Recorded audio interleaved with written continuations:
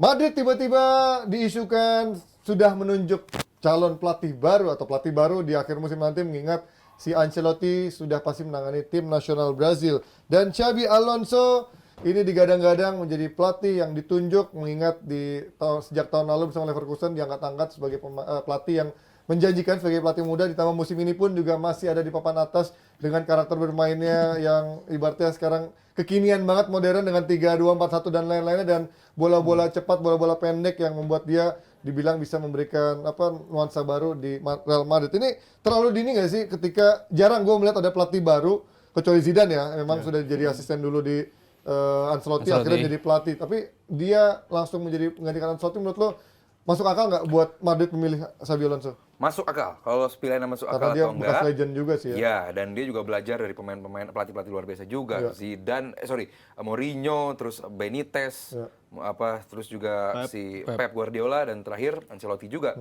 Artinya bahwa secara itu semua ramuan Xabi Alonso punya semua. Cuman kalau menjadi pelatih Madrid, gue rasa kurang cocok. Kurang cocok, kenapa? Gue lebih suka dia jadi pelatih Barcelona. Oh, karena gaya mainnya itu lebih Gaya cocok. mainnya, satu, Madrid kan dia biasa pragmatis pakai ya. 3 back. Ya kan, di Leverkusen dia pakai 3 back. 3 back kan 3 back seperti apa? 3 back modern, Top Soba, John Tah gitu kan. Iya gitu, yang tahu kapan harus bantu midfieldnya, kapan harus mundur gitu. Artinya bahwa back-backnya modern. Sementara Madrid sekarang kan ya dengan Alaba, Rudiger, back-back klasik gitu, bukan jelek ya back-back Alaba klasik. tuh modern banget loh, sampai lupa bertahan, maju mulu kan. Asli terlalu modern dia, neo modern. Dan lupa umur kadang-kadang. Asli. Dan nah, terus juga Madrid kan bermain lebih direct ya. Sementara permainan Xabi Alonso ini lebih possession football, operan-operan pendek, bermain sabar, sekali dua kali menyerang gitu. Artinya bahwa permainannya lebih sabar. Dan ketiga juga bahwa dia harus selalu punya nomor 9 yang bagus gitu. Sementara di Madrid saat ini belum ada. Entah kalaupun nanti diproyeksikan Mbappe untuk menjadi bagian dari tim dari Xabi, ataupun belum tentu juga Xabi cocok dengan Mbappe. Cuma buat gua ini terlalu early, terlalu cepat, dan kalaupun emang saat ini gue sih pengen Xabi Alonso menorehkan namanya lebih baik dulu juga. Karena sekarang kan orang taunya bahwa dia bisa membawa Leverkusen yang tahun lalu jelek banget di 2002-2003, tahun 2002-2004 ini sekarang bisa di peringkat 6, di 2002-2003 peringkat 6, sekarang masuk musim baru belum pernah kalah gitu kan, belum pernah kalah. Artinya memang bagus banget, cuman paling nggak ada pengakuan secara kolektif dulu lah terhadap Xabi Alonso ini. Ya semua orang suka dengan permainan Xabi Alonso, but yes, teman tim-tim seperti Madrid dan Barcelona ini kan tim-tim yang perlu piala. Tim-tim yang pengakuannya juga cuma main bagus, tapi memang main bagus ini dengan piala. Xabi Alonso adalah pelatih yang bisa membawa piala atau enggak, itu dulu sih. Apakah ini menjadi bukti ambisi dari lagi-lagi Perez? Dulu kan Barcelona selalu diagungkan dengan Pep Guardiola, mantan pemain yang menjadi pelatih sangat sukses. Belakangan Madrid meniru itu dengan Zidane dan hasilnya cukup oke dengan 3 Liga Champions. Dengan sekarang ada Xavi di Barcelona, Xavi di Madrid, ini menjadi sesuatu yang berapa persentasenya, berapa besar Mas kemungkinannya buat lo? Iya, itu yang gue nantikan sih sebetulnya. Maksudnya profilnya cocok banget. Ya lu kan nggak bisa lihat ketika Guardiola ditunjuk dia akan sukses. Ternyata sukses banget. Ketika lo tunjuk Zidane dia akan sukses. Gak ada ngira juga. Ternyata sukses banget. Itu pun bisa aja terjadi pada Xabi Alonso. Makanya gue menantikan proyek apa sih yang ditawarkan oleh Xabi, yang diiyakan oleh manajemen Madrid untuk dia nanganin ini. Apakah memang dia tahu masa edarnya Modric, Kroos akan segera berakhir, makanya pemain-pemain muda semua yang ada di situ selama ini udah mulai coba di-regenerate terus sama Ancelotti dari musim kemarin, pemain-pemain muda ini dan potensial semua. Ya kita bicara cuma ini, kita bicara Camavinga, bahkan Ceballos, hampir pemain mudanya banyak lah.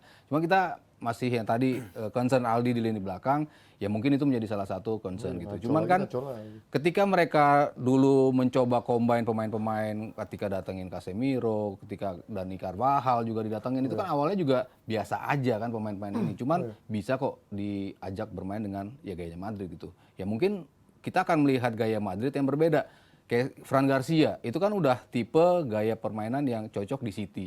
Gaya back-back yang permainannya udah mirip-mirip kayak gitu.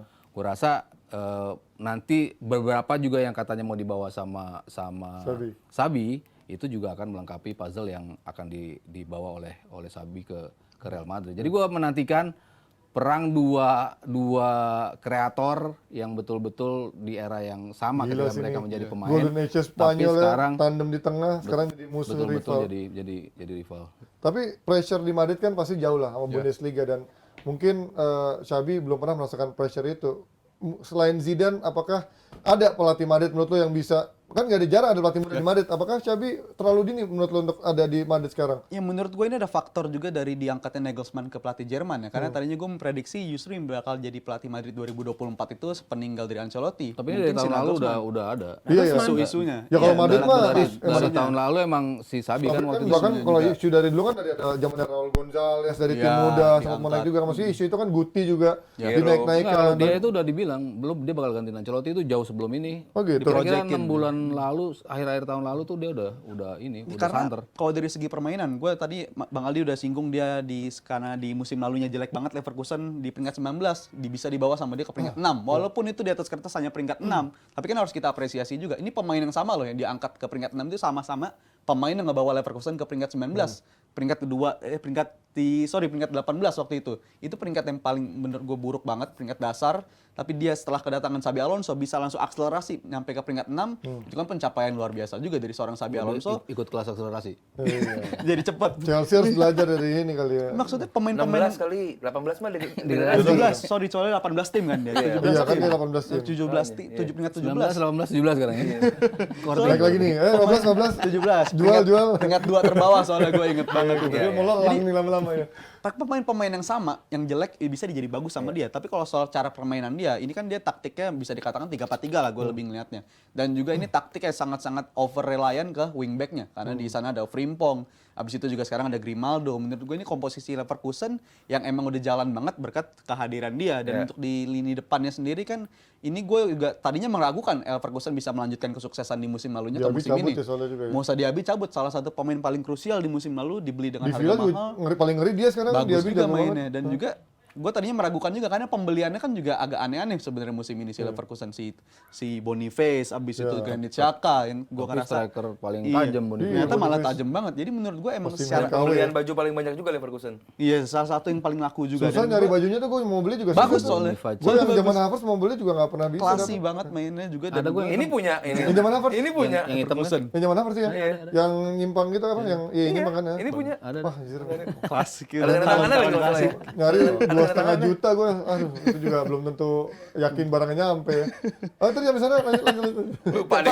Tadi soal 3-4-3 itu menurut gue butuh tantangan juga untuk membawa itu ke Madrid. Tapi kalau soal ngeliat profil usianya dari skuad Madrid, ya katakanlah Modric sama Kroos untuk musim depan ini terakhir untuk dia, gue rasa akan sangat mungkin untuk skuad ini berkembang bersama-sama gitu. Nah, katakanlah si Alonso-nya juga pelatih muda, pengalamannya baru 2 tahun melatih, dan juga pemain-pemain mudanya ini kan bakal 10 tahun ke depan mungkin kita akan melihat nama-nama seperti Bellingham, Camavinga, Tchouaméni masih ada di sana semua. Dan gue rasa akan sangat realistis apabila Xabi Alonso ini menangani pemain ini, tapi dengan catatan menurut gue harus dibawa juga tuh pemain-pemain yang dari Leverkusen yang udah bagus seperti Frimpong, habis itu di belakangnya bahkan ada Jonathan Tah, habis itu ada si Soba. Jonathan Tah padahal sempat meredup ya, sekarang mulai sekarang naik lagi. Jadi menurut gue ini nama-nama pemain nggak perlu jauh-jauh high profile segala macam. Ya kalau mau nge-backingin si Alonso, datengin aja pemain-pemain yang udah kenal sama permainan dia, dan gue rasa itu bisa cocok di Madrid juga. Atau Sabi pengen stay di Leverkusen. Oh, iya, Bisa jadi. Jonathan Tah tuh ingat banget dulu kayak model ininya KW-nya Jerome Boateng ya.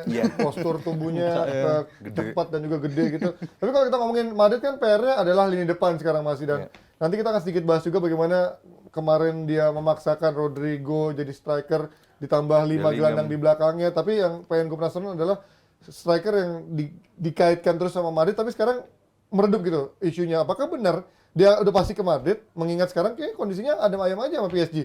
Artinya kan Nasir berarti udah ada konsolidasi sama dia dong. Menurut lo apa pasti ke Madrid atau mungkin ada skenario lain dari Mbappe? Mbappe belum melakukan apapun di PSG, belum tanda tangan apapun. Jadi kondisinya buat gue masih free transfer tahun depan. Iya, masih free transfer Maksud musim gue depan. kok Nasirnya adem ayam gitu, gue heran nih. Karena yang kita tahu bahwa saat Mbappe dapat bonus loyalty bonus itu kan sekedar cuma karena lu stay di PSG setelah tanggal 1 Agustus, simpel itu. Belum ada tambahan lagi bahwa lu kalau menerima loyalty kontrak berarti lu lu harus stay di Madrid beberapa tahun lagi. Enggak gitu, bahwa lu menerima loyalty kontrak, tahun depan lu bisa cabut aja dengan free gitu. Jadi nggak ada, dan sejauh ini belum ada tanda tangan, belum ada keputusan apapun yang menandakan bahwa Mbappe bakal stay musim depan. Jadi belum ada sejauh ini, dan sejauh ini juga masih Madrid yang ada di pole position untuk mendapatkan Mbappe di musim depan. Nah, tapi kalau ngomongin itu, Nasirnya kan di awal begitu kenceng mas, ultimatumnya dan lain-lain. Menurut lo, apa yang membuat sekarang kelihatannya dia adem ayem gitu? Apakah dia begitu optimis lagi Mbappe pada akhirnya akan dia menangkan di akhir musim? Enggak Atau sih. dia justru akan menjual dengan harga besar di Januari nanti, biar nggak rugi? Bingung juga Tricky tuh di banget, karena Januari. kelihatannya kan Cuman wah, Kalau pasti kalau rugi gua sih. ngelihat dia sih kayaknya udah made up his mind, emang bakal ke Madrid, udah nggak ada pilihan destinasi lain dia kemana. Gua rasa Madrid emang yang project yang emang dia nantikan dari kapan tahu gitu, dan gua ngelihat sih kayaknya pemain ini memang bakal ke sana. Apakah juga menjadi projectnya Xabi juga, ya bisa jadi gitu, dan gua ngelihat Madrid jelas dalam posisi yang butuh. Lo butuh superstar, lo lagi di level yang lo udah nggak punya superstar. Ya Bellingham mendadak menjadi superstar gitu kan, tadinya kan dia nggak levelnya bukan the biggest profile player lah ya, cuman ketika masuk ternyata dia bisa menjadi pemain yang penting. Cuman untuk yang sosok seperti dulunya Ronaldo itu lo kan nggak punya lagi, sementara Madrid kan Tandiknya belum. Butuh. iya historically lo wajib punya pemain yang seperti itu, dan yang ada di bracket itu sekarang di dunia ya gua rasa cuman Mbappe, dan dia cocok dengan gaya Madrid, dan gua rasa dia akan cabut ke situ. Nah sekarang permasalahannya adalah mulai kelihatan nih, di saat nggak ada Benzema, terus juga Vinicius kemarin juga nggak ada, walaupun kayaknya harusnya udah ada ya pertandingan berikutnya, karena kan kemarin cuma gastro apa kan, masalahnya bukan cederanya yang akhirnya bikin dia kemarin absen dan dibantai di derby Madrilena. Tapi seberapa kuat nih Madrid dengan komposisi sekarang ketika dia tetap memaksakan ya dengan formasi seperti ini gitu? Gue rasa ya nggak ideal ya, tetap nggak ideal walaupun Vinicius kembali, karena lu apa yang mau diharapin dengan Kepa di gawang, dan untuk striker opsinya. Dan herannya kan kemarin gue itu di hari Senin gue bilang kenapa Jose lu nggak main starter gitu ketika opsi Iya. striker Iya. utama cuma di orang itu Itu kan doang. diakuin seorang. juga akhirnya menjadi blunder. Salah Ancelotti lagi-lagi ini kayak emang waktu di babak pilihan. kedua kayak lebih waktu itu ini. ya jadiin Modric jadi false nine pas yang El Clasico kan. Itu pilihan. Karena langsung dimasukin babak kedua Dan kan berarti. dan lu sudah mengebuild tim ini seperti ini ya, untuk masuk ke laga itu. Tetapi ketika di laga penting dengan potensi tim yang punya potensi untuk ngalahin lu, tapi lu ganti komposisinya. Lu mau ngasih apa Direct. surprise, tapi lu justru lu yang kena justru lu yang kaget gitu. Siap salah namanya ini. Ya kalau itu udah diakuin komposisi Ancelotti, starternya udah salah gitu. Dan permainan Madrid justru membaik ketika komposisinya dirubah kan lawan Iya, Atletico balik itu, dan itu segera membaik permainannya. Tapi kalau lihat dari Madrid musim ini, emang masalahnya menurut gua ada di lini belakang juga, karena dari 3 game, 3 dari 6 Kalau kemarin pertandingan gol musim kemarin ini. 3 lini belakang semua. Iya, dan 3 game di antara 6 pertandingan di musim ini tuh lahir semuanya di opening 5 menit semua loh. Dan itu menurut gua alarm yang sangat buruk untuk lini belakang.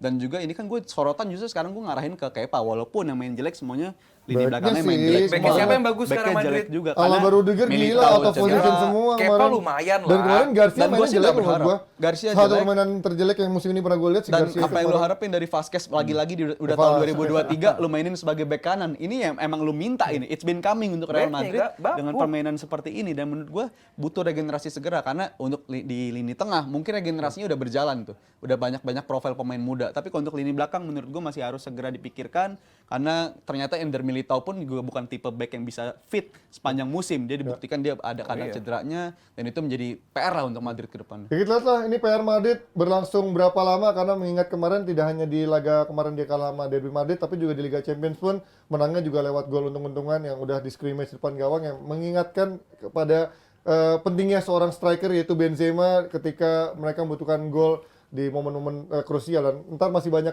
jalan menuju Roma, bukan lah, masih banyak jalan menuju fixture-fixture berikutnya. Apakah Ancelotti bisa menemukan solusi baru ketika striker-strikernya kurang bisa menciptakan gol? Dan ini akan menjadi akhir dari diskusi kita kali ini. Jangan lupa kita bakal ada off-air DPI spesial 1000 episode dengan banyak kejutan. Nggak akan disiarin karena kita bakal buka-bukaan bikin off-air di gedung daerah mana tuh? Ya nantilah pokoknya rahasianya. Kan dulu kita 100 episode di Hotel JS Luansa di ballroomnya. Sekarang kita nggak kalah keren di gedung yang juga cukup besar, bisa menampung orang juga cukup banyak. Di episode 1000 nanti kita akan jual tiket seperti halnya kemarin di acara Jebret Media Awards.